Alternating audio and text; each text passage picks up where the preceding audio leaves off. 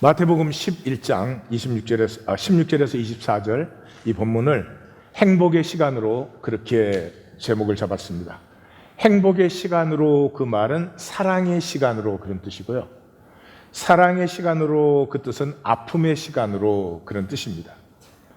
행복과 사랑과 아픔은 이렇게 트라이앵글, 삼각 구도를 이루고 있습니다. 근데 그 삼각 구도를 아주 잘 보여주는 작품이 공지영 씨의 우리들의 행복한 시간이에요. 여기에는 한 자리에서 사람을 셋이나 죽인 남자와 자기 자신을 3번이나 죽이려고 했던 여자가 만납니다. 그 처절한 아픔을 가지고. 이 수성만 남게 하는 세상, 금수, 동물성만 남게 해요. 우리 다 겉으로 이렇게 딱 이렇게 가리고 있지만 사람이라고 하는 것은 사랑하기 때문에 사람이에요.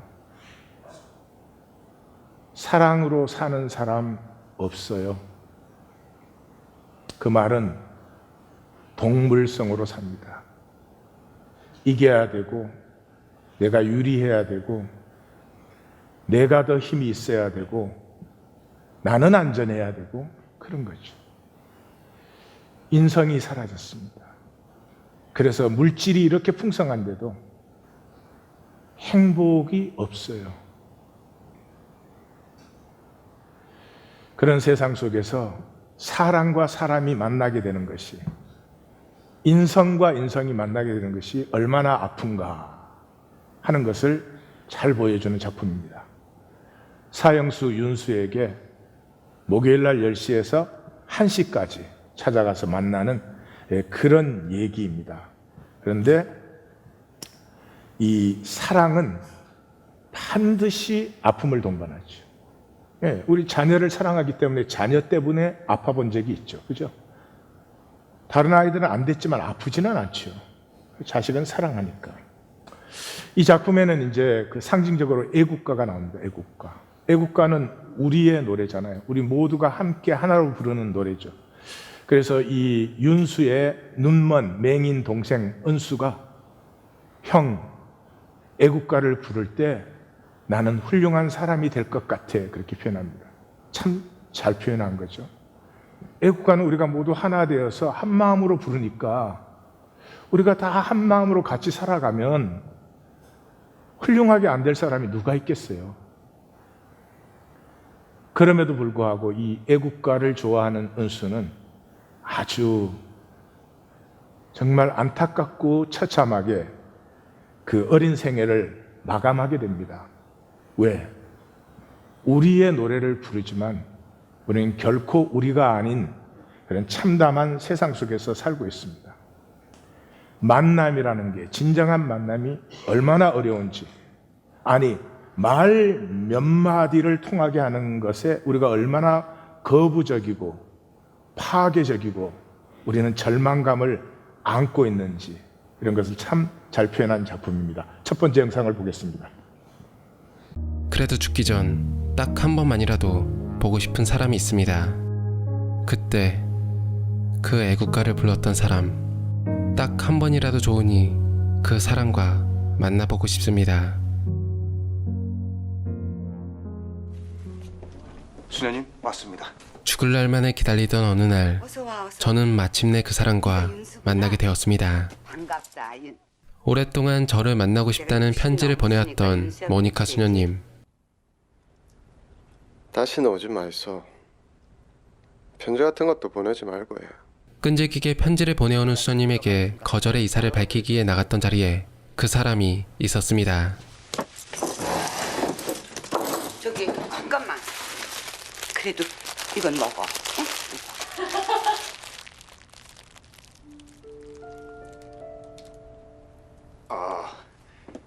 윤순이가 한번 만나보고 싶다고 했었잖아. 예전에 가수하시던 문희정 선생님. 수녀님 조카분 되시더라고.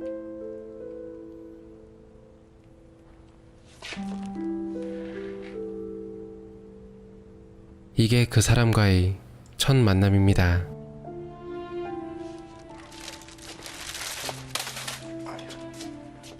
윤수야. 이 말 몇 마디가 통하는 것이 이렇게 어렵습니다. 우리가 그렇습니다. 진정한 대화를 나눌 수 있습니까? 모니카 수녀는 암투병으로 이제 임종을 앞두고 있습니다. 근데 사형수 이 교화 사역을 하는 거죠. 근데 이 사형수가 그 자신이 전에 들었던 그 가수를 한번 만나보고 싶다는 그 얘기를 듣고 조카를 데리고 이제 와서 첫 만남을 한 것이죠.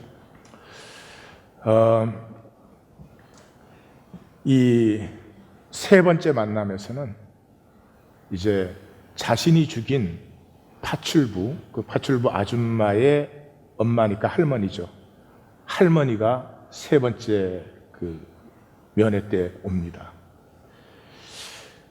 말도 감정도 표현도 없이 분노와 적개심과 폭력밖에 없는 윤수. 우리예요. 감정을 얼만큼 표현하세요. 굉장히 미묘하고 굉장히 신비한 것이 인간의 감정입니다. 표현하세요? 표현 못해요. 그러나 화가 나거나 짜증이 나거나 심기가 틀어지면 그때는 그걸 다 모아서 폭발을 시키죠. 이 윤수가 그렇습니다. 그냥 얼음덩어리처럼 차갑게 있다가 누군가 자기를 건드리면 죽이려고 달려들죠. 그 윤수에게 터닝 포인트가 됩니다. 이 자기가 죽인 파출부의 어머니, 할머니를 만나는 순간에 막 도망가려고 합니다. 근데 도망가려는데 이 다리에 힘이 빠져서 그냥 주저앉지. 막 울면서 용서해달라고 그럽니다. 그 할머니가 가서 그를 끌어안으면서 이놈아, 네 죽여서 내 딸이 살아온다면 너 죽이고 내가 살인자가 돼도 너를 죽인다. 그런데 그런다고 내 딸이 살아오겠느냐. 용서하마, 용서하마, 용서하마. 내 가슴에 진실로 용서는 아직 없다. 그러나 용서하마. 너를 용서하려고 굉장히 가난하게 사시니까 여기는 멀고 차비도 비싸고 자주 올 수는 없으니까 명절 때만은 내가 꼭 오마. 내가 너를 용서하마. 이것이 이제 윤수에게는 터닝 포인트가 되지요. 그래서 이제 다시 만날 때는 처음으로 이제 웃음이 열립니다. 두 번째 영상을 보시겠습니다. 다음 주 목요일 그 여자가 죽 한 그릇을 사왔습니다. 맛있을 거예요. 그거 우리 엄마한테 갈 거였거든요. 그 여자는 집도 잘 살고 직업도 교수라고 합니다. 그런 사람이 왜 자꾸 절 찾아오는 걸까요? 교수님 안 같아요 전혀. 나 학교에서 꼴통으로 유명해요. 내도 요새 완전 꼴통 새끼로 소문났는데. 저 어디 내놔도 빠지지 않는 꼴통입니다. 그러니까 저도 좀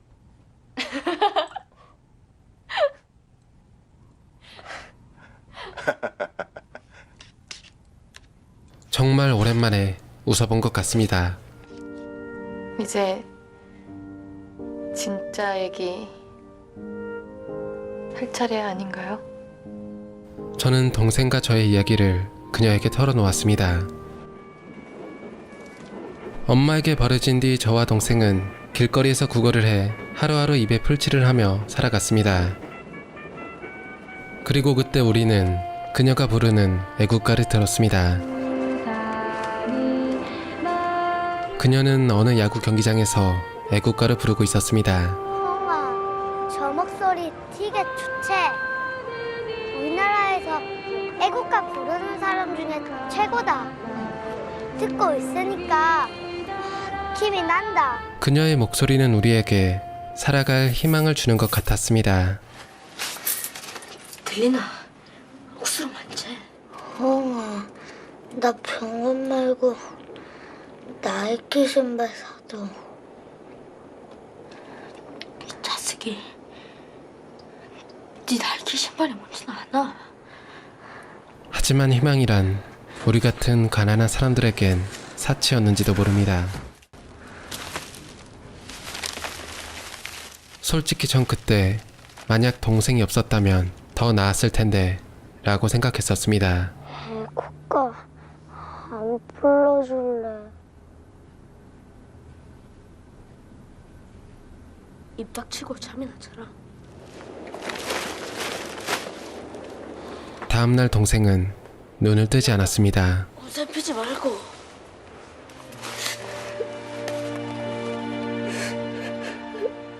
세상에 저보다 불행한 사람이 또 있을까요? 그런데 이 여자가 나도 그 심정 이해해요. 이해. 지금껏 좋은 부모 밑에서 부족함 없이 살아왔을 이 여자가 저를 이해한다고 말합니다. 당신이 뭐하노? 내가 어떻게 살았는지 네가 뭐하노?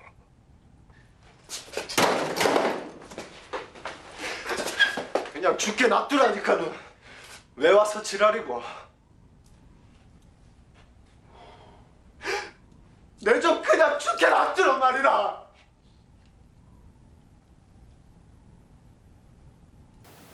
소설이니까 극적이지만 우리 얘기입니다.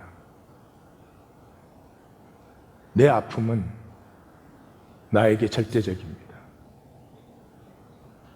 어느 아픔도 그걸 갖고 왜 그래? 그렇게 되지 않습니다. 우리 모두 잘 생각해 보십시오. 아무도 나를 이해할 수 없다고 절망을 갖고 있습니다. 자기의 뿌리를 왜 이렇게 치열하게 내가 사는지, 왜 이렇게 허무한 욕심을 부려대는지 얘기해 보신 적 있으세요? 없어요. 우리는 어릴 때부터 절망을 배웠어요.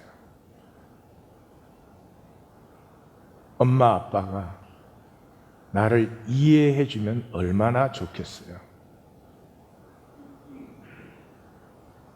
그런데 하나님의 섭리는 그렇지 않습니다. 이해할 수도 없지만 이해되지 않은 아픔에서 생명과 사랑이 피어나는 것입니다. 다시는 안 올 줄 알았어요. 그렇게 막 욕과 저주를 했으니까. 그런데 목요일도 아닌데 다시 왔습니다. 그래서 할 이야기가 있어서 왔다고 그럽니다. 뭔지 하라고 그러니까 난생에 처음 하는 얘기니까 어린아이가 말 배울 때처럼 얘기합니다.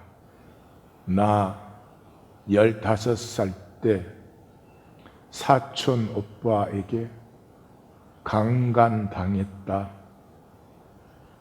결혼도 했고 아이도 있는데 그렇게 말을 했습니다.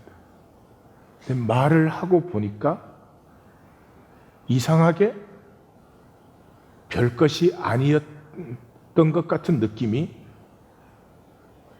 들어오지요. 그러니까 또 이렇게 말합니다.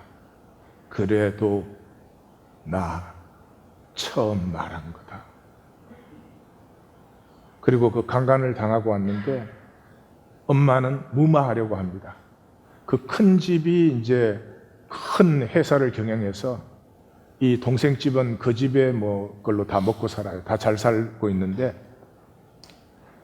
그러니까 엄마는 이미 일어난 일이고 이거 소문 나봐야 너 결혼하는 데만 지장이 있다 그러니까 무마하려고 하고 아버지는 자기 입장 자기 집은 지켜야 되니까 뭐 속이 아프겠지만 모르는 척 하죠. 그래서 3번이나 자살을 시도한 얘기를 합니다. 윤수가 자꾸 눈물을 흘립니다. 그리고 비로소 너 무슨 이야기인지 나 이해할 것 같아 하는 그 마음을 느낍니다. 이때로부터 이제 유정이는 매주 목요일마다 그 3시간씩 오는데 감옥에 갇혀서 아무 데도 못 가니까 여러 군데 사진을 찍어 가지고 와서 사진을 보여주고 설명을 해주고 그 사진을 이제 벽에다 붙여놓고 처음으로 이 윤수는 행복을 느낍니다. 근데 갑자기 그런 생각이 들어요. 나 같은 사람이 행복해도 되는 건가? 그래서 이제 고백을 합니다.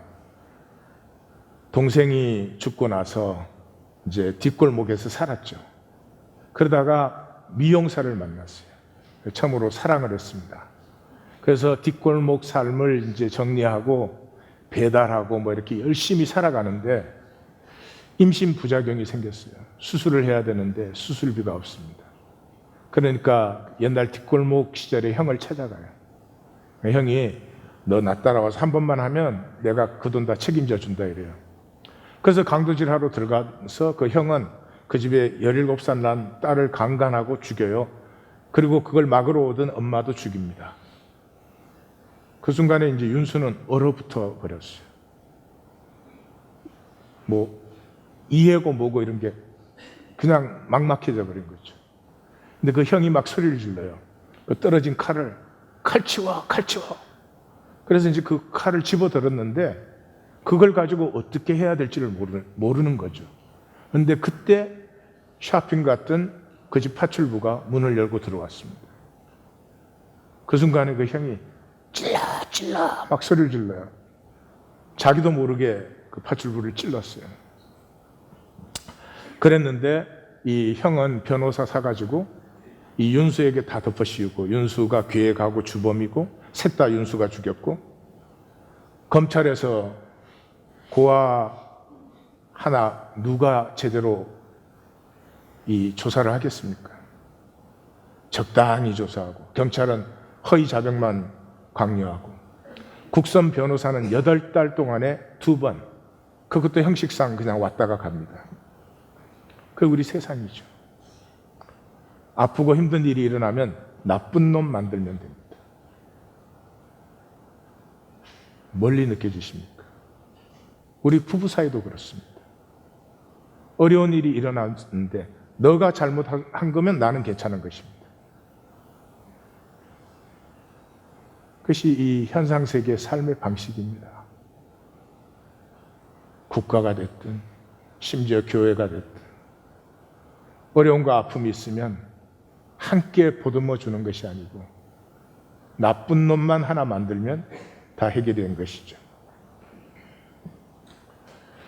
이렇게 이제 아픔을 열고 보니까 비로소 느낍니다.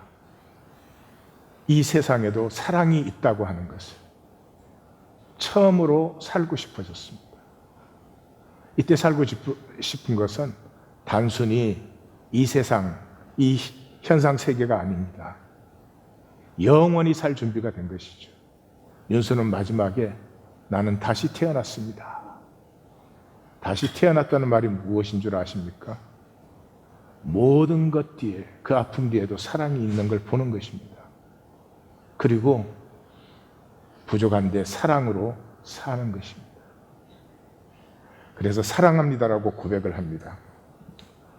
마지막 면회를 왔을 때 윤수가 다음 주가 내 생일이라고 그럽니다.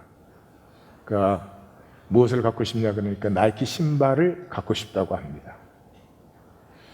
그런데 그 생일을 윤수는 맞이하지 못하죠. 영상을 또 보겠습니다. 네, 유정 씨, 내 다음 주 생일인데. 그래요? 뭐 해줄까요? 뭐 갖고 싶어요? 나이키 신발 사주면 안 됩니까? 정윤수, 너 자꾸 누나한테 유정씨 할래? 그거 사주면 누나라고 불러라. 봤어요.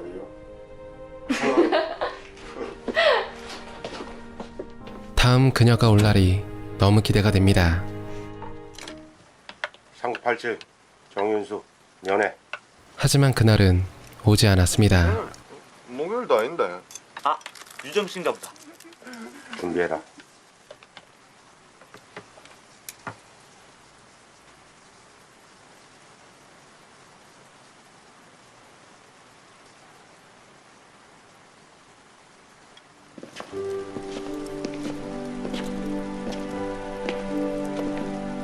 그동안 충분히 마음의 준비를 했다고 생각했는데 발걸음이 잘 떨어지지 않습니다.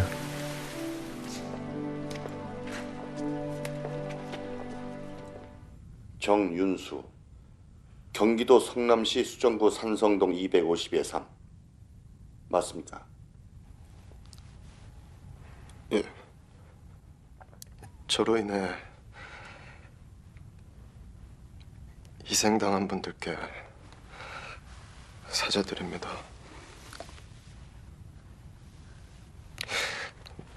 그 가족분들께도 진심으로 사죄드립니다. 저를 용서해 주셨던 박재현 할머니 진짜 죄송합니다.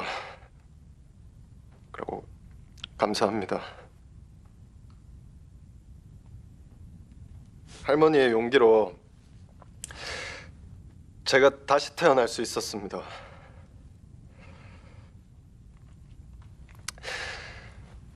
모든 것이 나를 외면했다고 생각했는데 뒤늦게 세상에 사랑이 있다는 것도 알게 됐습니다.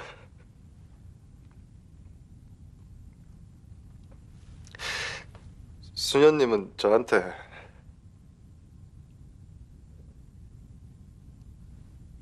천사를 보내주셨습니다.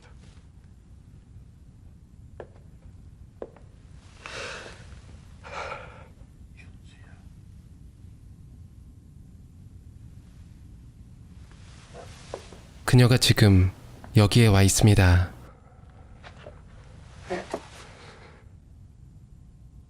유정 씨, 유정 씨 거기 있죠? 네 보이죠? 내 목소리 들리죠? 고마웠습니다. 사랑합니다.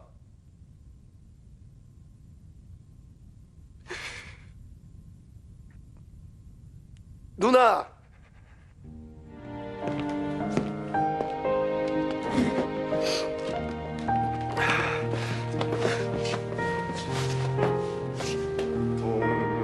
동해물과 백두산이 마르고 닳도록 대한 사랑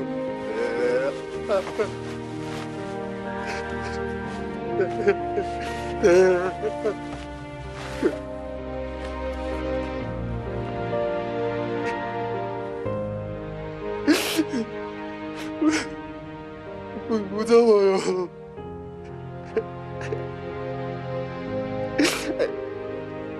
애국가를 불렀는데도 무서워요.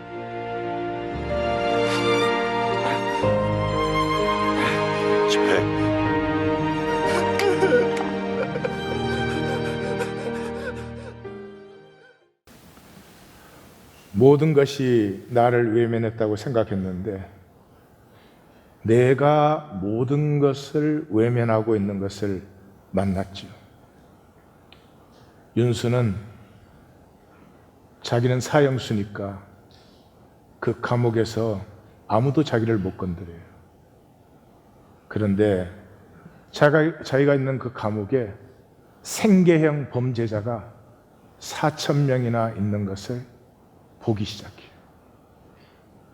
그 중에 6개월 동안의 영치금이 1,000원 미만, 위화로 70센트가 안 되는 사람이 500명이나 있는 게 보이기 시작해요. 자기보다 앞서서 사형장으로 끌려가는 그 사형수를 보면서 사형수의 30분은 이 세상 모든 인생의 전체와 마찬가지예요. 비로소 보여요. 내 인생이 이렇게 된 것은 탓과 피해의식밖에 없던 윤수의 가슴에 비로소 사랑하고 싶은 모든 삶이 사랑으로 품어야 되는 삶임이 보여졌고 그것이 열렸습니다. 그것이 거듭남입니다. 우린 거짓 세상 속에 삽니다. 섭리예요. 왜요? 사랑을 일깨우는 최적의 곳이에요.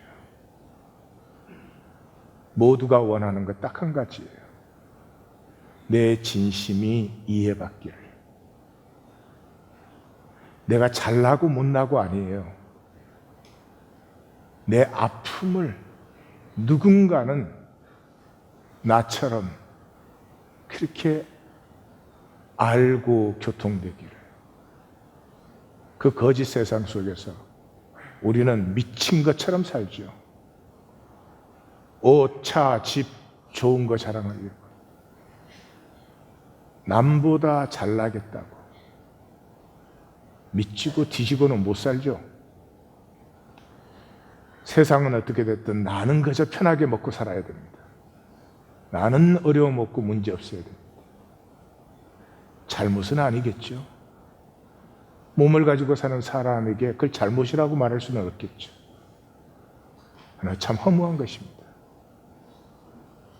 사람은 사랑할 수 있어서 사람입니다. 사랑이 하나님이고 하나님의 형상입니다. 천국은 사랑의 나라입니다. 지옥은 사랑이 없는 나라입니다. 종교 가지고 교리 가지고 가는 데 아닙니다. 지옥은 사랑이 없어서 나뿐입니다. 나뿐이에요.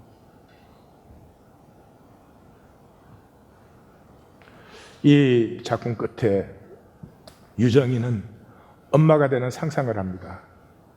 그리고 임종을 앞둔 그 고모 모니카 수녀에게 나의 어머니라고 고백을 합니다. 생명성이 회복된 것이죠. 분명히 하나님의 생명을 가지고 있지만 그것을 꽉꽉 억눌러 놓고 살던 우리에게 생명성이 회복된 거죠. 이 시대에 젊은이들 결혼을 기피합니다. 출산도 기피합니다. 생명성이 메말라 있기 때문에. 함께 만나서 생명을 가꿀 당연한 일이 너무나 불가능하게 느껴지는 것이죠. 우리는 중독된 삶이죠. 욕심과 허상의 성취에 중독되어 있죠. 중독자를 상담해 보면 치유되는 사람과 치유되지 않는 사람은 뚜렷하게 나뉩니다. 치유되지 않는 사람은 항상 이렇게 말합니다. 제가 내일부터 끊겠습니다. 처음에는 쏘갔습니다. 이제는 쏘지 않습니다. 지금부터입니다. 치유된 사람은 그럽니다. 지금부터 내가 끊습니다. 혀를 깨물어서라도 끊겠습니다. 이래요. 종교인은 내일부터입니다. 수많은 말씀을 받습니다. 그러나 언젠가는 내가 그렇게 살 것이라고 생각합니다. 스스로를 속이는 것이죠. 이번 주 본문은 사랑 대신 종교를 선택한 우리의 모습을 잘 보여주고 있습니다. 전반부 16절에서 19절은 생명성이 상실된 이 시대의 모습을 너무나 잘 보여주고 있습니다. 생명성이 상실된 삶은 어떻게 삽니까? 오로파일럿으로 삽니다. 오로파일럿가 뭔 줄 아십니까? 내가 만든 삶이에요. 조그만한 껍질 속에 요게 뱅글뱅글 돌아갑니다. 왜? 여기서는 내가 안전하기 때문에. 이것을 잘못 건드리면 큰일 납니다.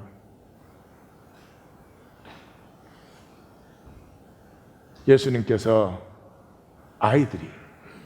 아이들이라고 하는 것은 무감각할 수가 없는 것이죠. 그런데 이 장터의 아이들이 혼인놀이를 해도 장례놀이를 해도 혼인과 장례는 인간의 가장 원천적인 이대 사건입니다. 여기 어떻게 감각이 없을 수가 있어요?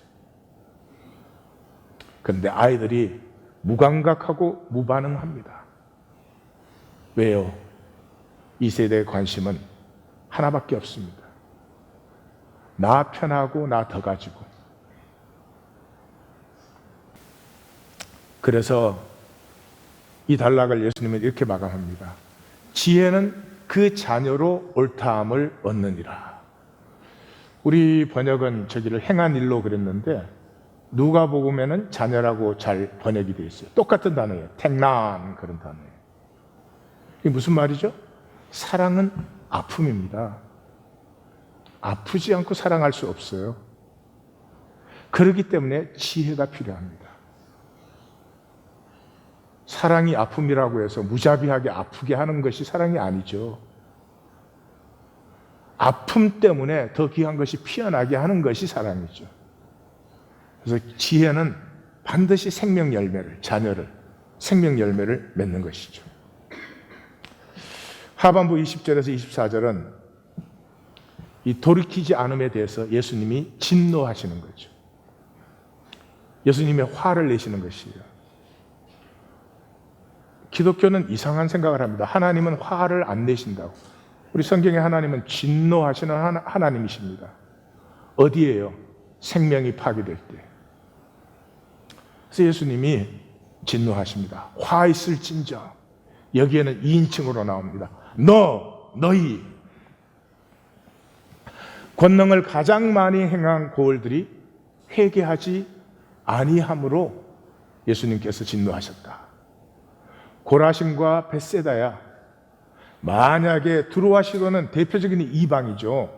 이세벨, 아합의 부인인 이세벨이 있는 이 페니키아, 대표적인 이방 도시죠. 그 권능을 두로와 시돈에 했더라면 두로와 시돈이 베옷을 입고 제위에 앉아서 벌써 해결했을 것이다. 심판날에 두로와 시돈이 너희보다 견디기 쉬울 것이다. 가버나움은 예수님과 제자들이 지냈던, 말하자면 헤드쿼터입니다. 아침 저녁으로 봤을 것입니다. 들어오며 나가며 봤을 것입니다. 그 길에서 수많은 치유와 수많은 가르침들을 저들은 지나치면서도 받았을 것입니다. 그런데도 돌이키지 않습니다. 왜요? 우리의 에고가 하늘같이 높아져 있습니다. 하나님까지도 내가 판단합니다. 하나님을 섬기는 것까지도 내가 알아서 섬겨드립니다. 하늘에까지 높아지겠느냐? 음부에까지 낮아지리라. 만약에 가버나움의 한 권능을 소돔에 행했더라면 소돔이 아직까지도 있을 것이다. 심판날에 소돔이 너희보다 견디기 쉬우리라. 그래서 가장 분명하게 보셔야 될 것은 예수님께서 이 화와 저주를 예수님을 안 믿었기 때문에 말씀하신 게 아니죠. 이 사람들은 14장에서는 5,000명이나 예수님을 따릅니다. 남자 장년의 숫자만. 15장에서는 4,000명이나 몇만 명이 예수님을 믿고 따르고 있습니다. 그러나 돌이키지 않는 것이죠. 돌이키지 않습니다. 내가 만든 그 내 삶을, 그 삶에서 내가 지키는 안전과 절대로 아프지 않을 거야 그걸 내려놓지 않습니다. 돌이킨다는 것은 두려움에서 사랑의 삶으로 돌이키는 것이죠. 두려운 사람은 한 달란트의 삶입니다. 한 달란트가 주인에게 그렇게 고백했죠. 내가 두려워하여. 예수님에게서 두 가지의 경고를 같이 받은 사람은 이 사람밖에 없습니다. 이 악하고 게으른 종아, 내가 바깥 어두운 데서 슬피 울며 이를 갈리라. 이 두 가지 경고를 다 받은 사람은 이 사람밖에 없습니다. 한 달란트, 오로파일렛. 내가 만든 내 껍질 속에서 다시는 아프지 않을 거야. 그 삶에서 사랑의 삶으로. 사랑은 뭐 그렇게 어려운 일이 아닙니다. 죄인 되면 됩니다. 죄인 되면 됩니다. 자식은 사랑하기 때문에 이런 분 없죠? 내가 자식을 너무 사랑했구나 이거. 절제를 좀 했어야 되는데. 다 주었어도 왜 좀 더 희생을 못했을까? 왜 좀 더 그 아픔을 내가 같이 느끼지 못했을까? 항상 죄인 되는 거죠. 종교는 우리를 의인으로 만들어놔요. 교회 왔다 갔다 한다고. 무서운 일이에요. 이 본문은 한마디로 갈릴리 사역에서 예수님이 완전히 실패하신 거죠. 사실 예수님의 공생애에 십자가에 달리시는 부분은 얼마 안 되잖아요. 대부분이 갈릴리 사역이잖아요. 어떤 마음으로 사역을 하셨겠어요? 어떤 사랑으로 저들을 고치시고 가르치시고 대했겠어요? 근데 돌이키지 않았어요. 갈릴리 사역은 완전히 실패했습니다. 이때 예수님은 비로소 아시죠. 십자가 외에는 없구나. 근데 그 십자가조차도 만나고 돌이키지 않는 사람들이 있습니다. 기독교의 종교인들입니다. 그래서 예수님이 16장에 가시면 그러잖아요. 이 세대에 보여줄 표적이 요나의 표적밖에는 없다.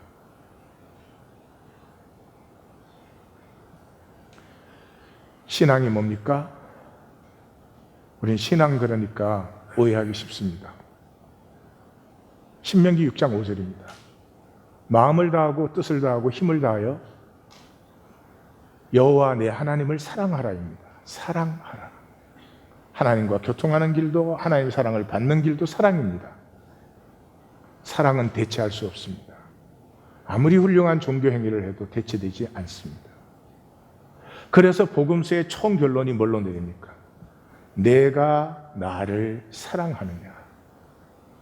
여기에 내가 주님을 사랑한 줄 주님께서, 주님은 중심을 보시니까 주님께서 아시나이다 면 다 된 것입니다.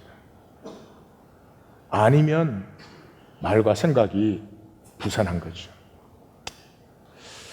어떻게 사랑의 길로 우리는 살 수 있나 좀 정리를 해보십시다. 막연하게 살 수는 없으니까요. 우리의 삶에서 우리는 항상 선택하고 있습니다. 그 선택은 여러 가지로 보이지만 둘 중에 하나입니다. 두려움이냐 사랑이냐 이 사이에서 우리는 선택하고 있습니다. 두려움을 선택하는 이유는 이 현상계 때문입니다. 이 현상계, 우리를 아프게 하는 이 현상계. 사랑을 선택할 때는 이 원천계가 보여야 됩니다. 우리가 볼 수 있는 것은 굉장히 제한적이죠. 그죠? 우리 안에 양자의 세계 우리 못 보죠. 이 무한한 코스모스, 갤럭시의 세계 우리는 보지 못합니다. 하나님을 아는 사람의 특징이 있습니다. 현상 세계의 육체로 있지만은 그것들을 보기 시작하고 느끼기 시작합니다. 내 몸만 보는 것이 아니라 내 몸속에 역사하고 있는 이 생기와 기운과 이 온 우주와 조화되는 것을 조금씩 보기 시작합니다. 그래서 그 진실이 우리에게 있기 때문에 사실은 내 안을 성찰하면 그냥 간단합니다. 어떤 생각이 들었을 때 그 생각대로 반응하지 마시고, 반응이 너무 빠르면 복이 안 붙어요.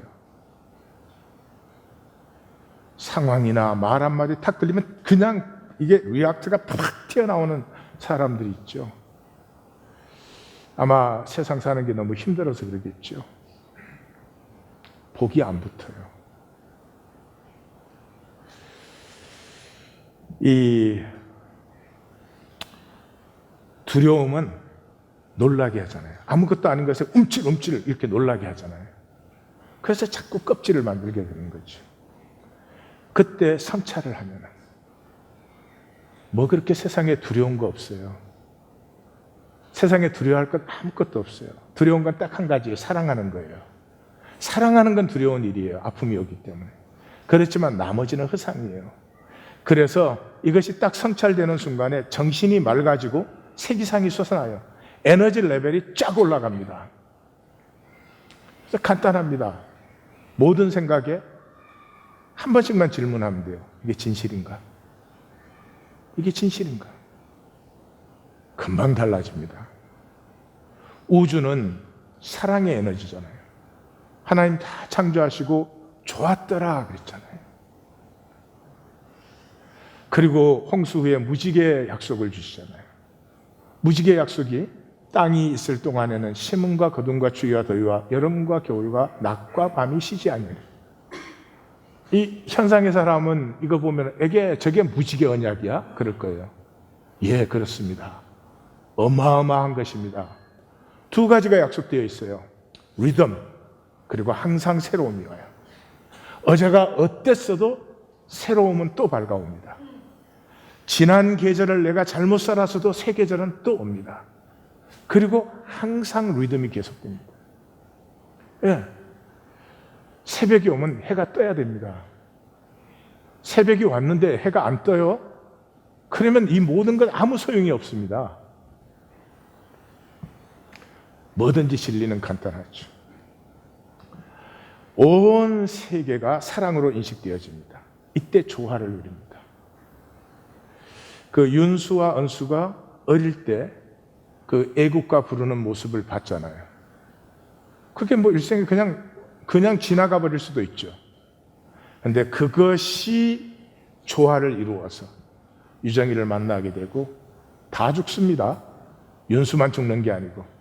그러나 윤수는 죽기 전에 비로소 세상이 나를 버렸다고 생각했는데 자기가 세상을 버렸었습니다.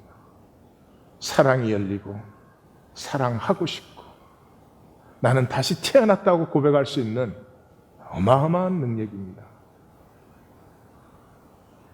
동시성이 조화가 누려져요.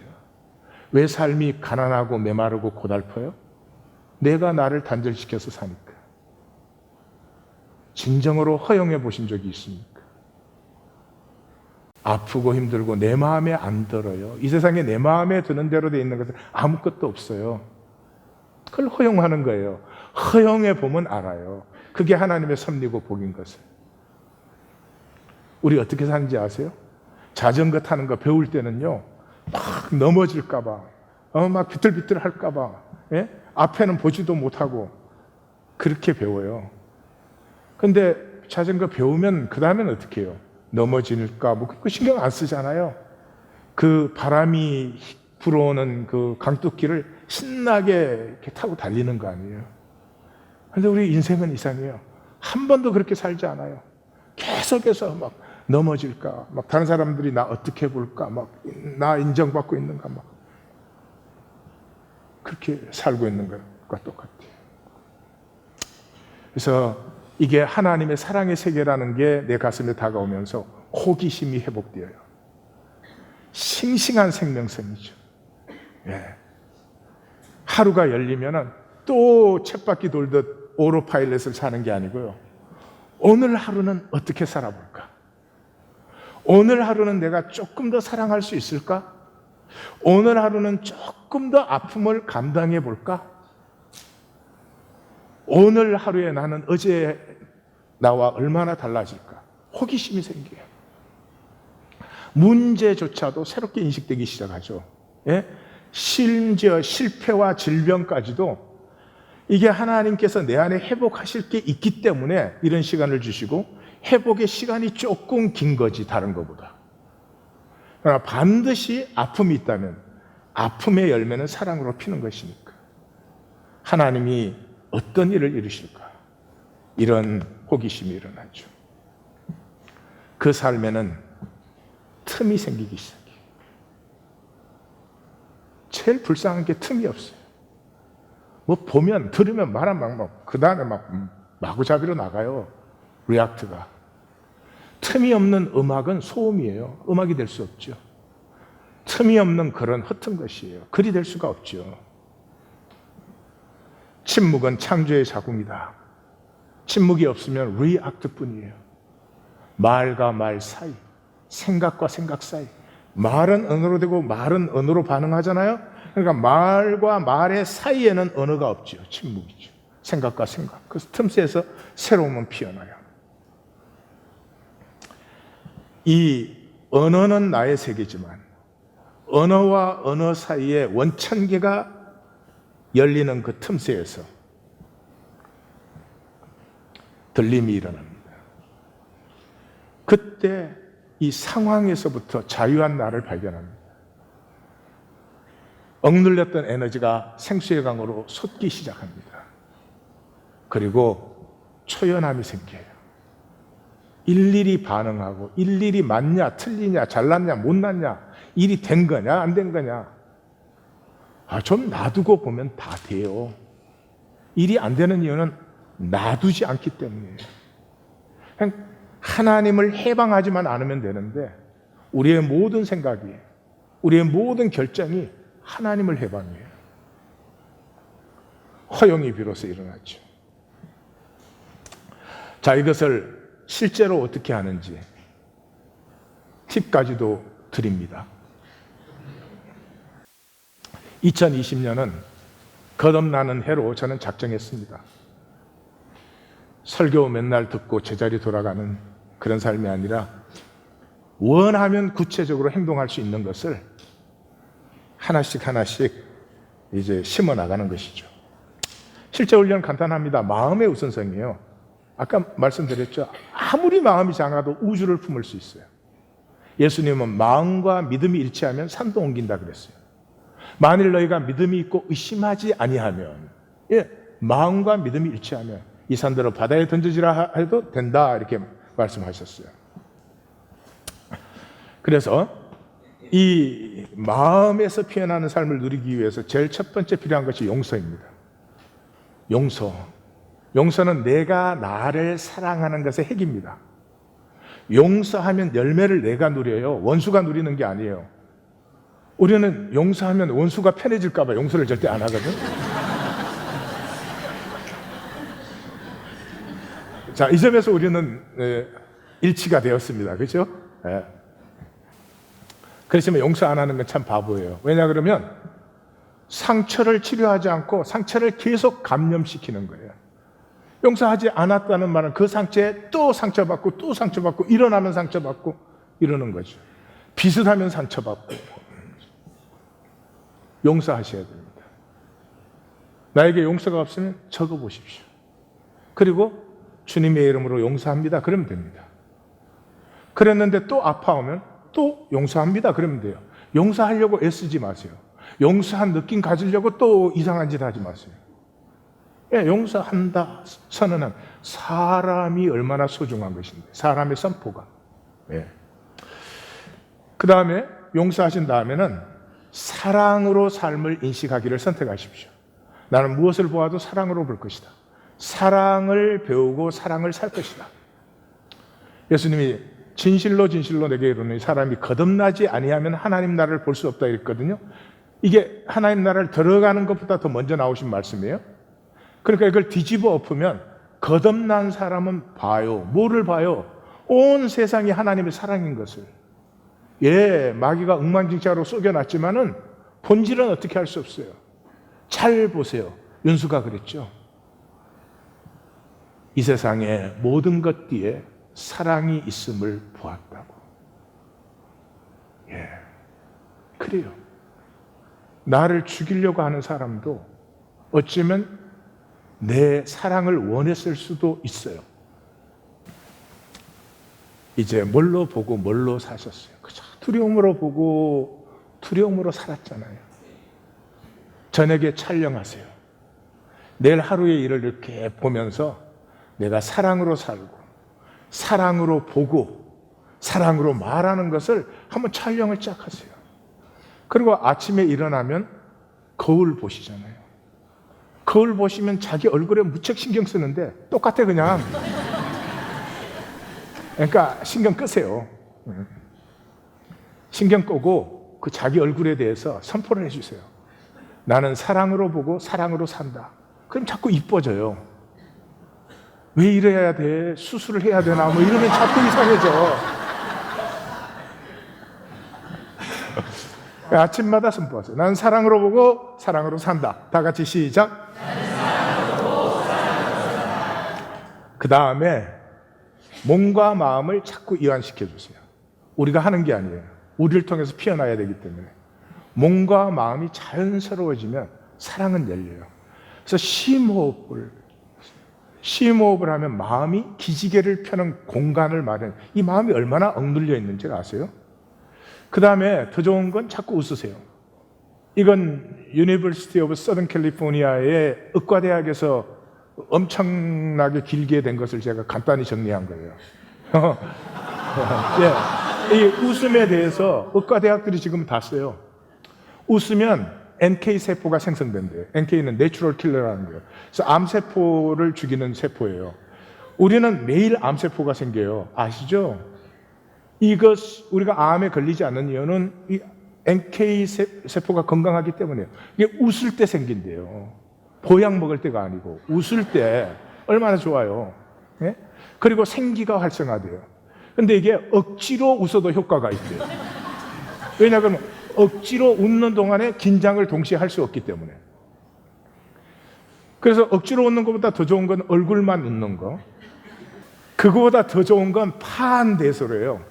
파한대소를 하면은 이 장기 전체가 새로워진대요. 오장육부가. 예.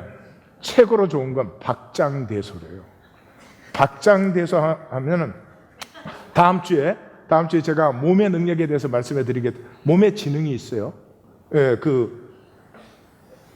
엄마가 애를 잉태하면 이 단세포에서 이 세포 분열에서 이 아이가 하나의 인간으로, 이게 몸의 지능이 다 하는 일이에요.